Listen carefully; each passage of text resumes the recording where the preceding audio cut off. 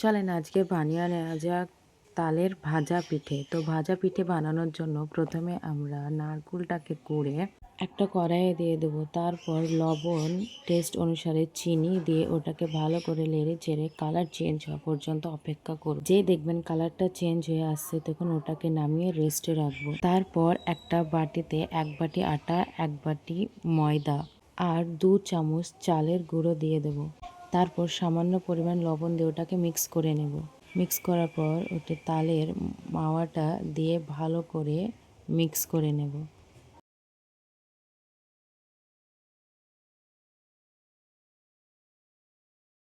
Mix করে নেওয়ার পর আমরা ওটাকে রুটির আকারে বেলে নেব।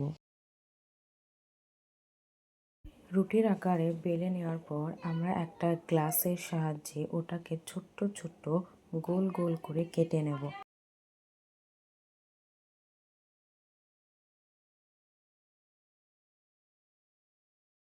কেটে নেওয়ার পর আমরা যে নারকেলের পুরটা বানিয়েছিলাম সেটা দিয়ে আমরা ভাজা পিঠের শেপ দিয়ে দেব। শেপ দেওয়ার পর আমরা গরম তেলে ভাজা পিঠেগুলো উল্টে পাল্টে খুব ভালো করে ভেজে নেব। তারপর এই সুস্বাদু তালের ভাজা পিঠে এনজয় করেন।